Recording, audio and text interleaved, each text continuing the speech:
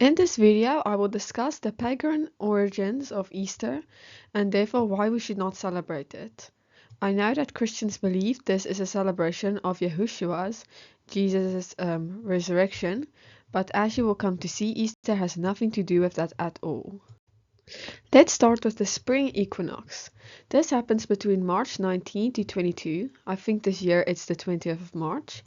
And during this time, rays of the sun hit the equator, making the day and night equal in length, according to the article on the slide.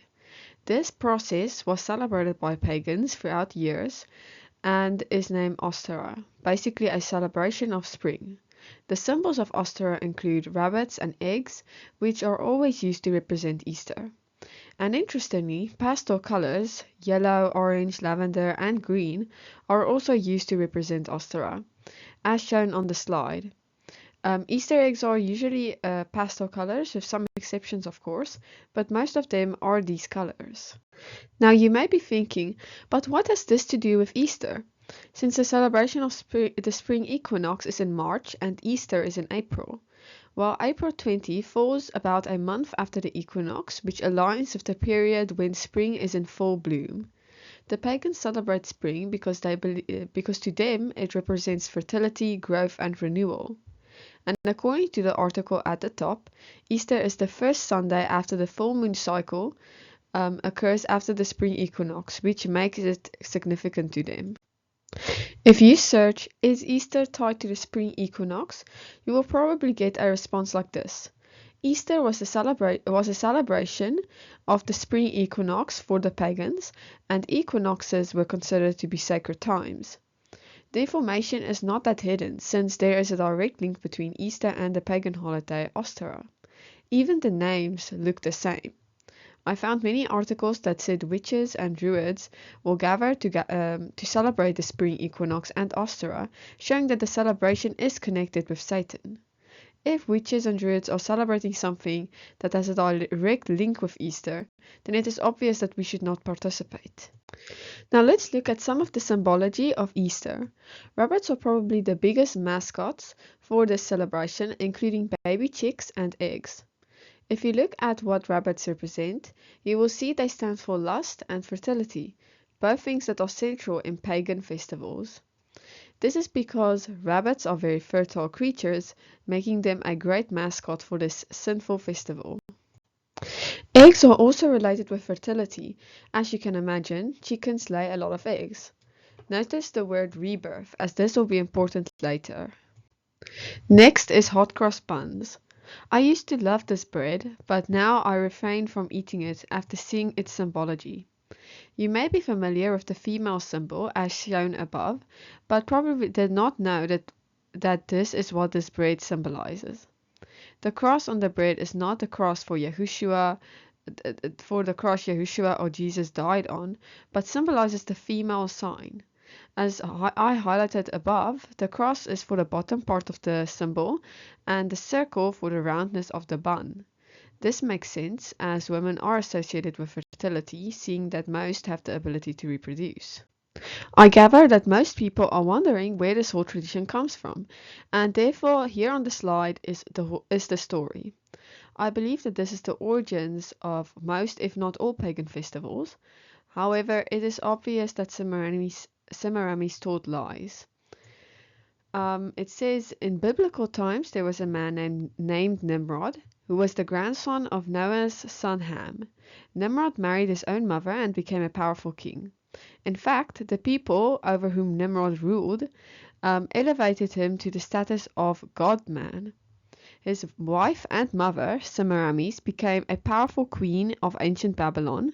Due to the barbaric and sinful nature of Nimrod's life, he was eventually killed, and then his body was cut into pieces and sent to various parts of his kingdom. However, the part of his body that could not be found was his reproductive organs. Semiramis, his mother and wife, claimed that Nimrod could not come back to life without them, and told the people of Babylon that he had ascended to the sun and was now to be called Baal, the sun god, and that the sun had impregnated her. Queen Semirames also proclaimed that Baal should be worshipped, hence the start of the worship of Baal, which is well documented in biblical times. Semiramis was essentially creating a pagan religion and setting herself up as the goddess of fertility on earth. She claimed that she came down from the moon in a giant moon egg that fell into the Euphrates River, and that her birth took place at the time of the first full moon after the spring equinox. Semiramis became known as Ishtar, which is pronounced Easter, and her moon egg became known as Ishtar's egg. This is where the central theme of eggs originated in connection with the Easter holiday. Now, as you can see, a lot of what was said here has connections with the spring equinox and fertility, and this is probably where it all came from. I think this is also where the whole sun worship religion came from, and also celebrations like Valentine's Day, Easter, and Christmas. Remember when I said to hold on to that word rebirth? Well, Semiramis had another son called Tammuz, and this was when she was pregnant. She told people that Nimrod, the so-called sun god, impregnated her. And when he was born, she said that it was Nimrod reborn. That is where the whole rebirth connection comes from. After uncovering Easter's wicked origins, the question still stands: should we celebrate it? Well, no. It is not commanded in the Bible, and neither is Christmas. The last thing I want to mention is the sunrise church service Christians do on Easter. For those who do not know, people gather together in the early hours of the morning to watch the sunrise in an attempt to honor the resurrection of Yahushua. However, as with Easter, it was never commanded in the Bible that we should do this, and therefore it is also a worldly tradition. Some of you might get mad at me for saying this, but think about it. The whole Easter is about Nimrod, Semiramis, and Tammuz. Nimrod being hailed as the sun god, and now Christians go out to watch the sunrise, just like Semiramis claimed that Nimrod was reborn, e.g. the sun rises again. Putting it like that shows it is blatant sun worship. It does not matter if you do it with other intentions, it is still wrong.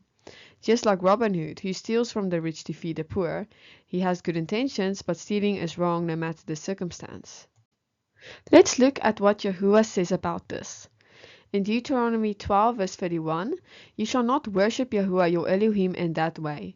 For every abomination to Yahuwah which he hates, they have done to their gods, for they even burn their sons and daughters in the fire to their gods. Deuteronomy 12 verse 3 to 4. And you shall destroy their altars, break their sacred pillars, and burn their wooden images with fire. You shall cut down the carved images of their gods, and destroy their names from that place. You shall not worship Yahuwah, with your Elohim, with such things. Yahuwah does not want us to worship him through pagan means, or any type of worldly worship. Do not lie to yourselves by saying it is for Jesus or it is separate from Ostara, because it is not. If Easter is not documented in the Bible as something we should celebrate, then where does it come from? Why does the world join in the celebration that is supposed to be biblical? These are the questions people should be asking themselves. The takeaway from this is that Easter is a pagan festival and that Yahuwah does not want us to worship him through other religious traditions. Deuteronomy 12 verse 32, whatever I command you, be careful to observe it. You shall not add to it nor take away from it.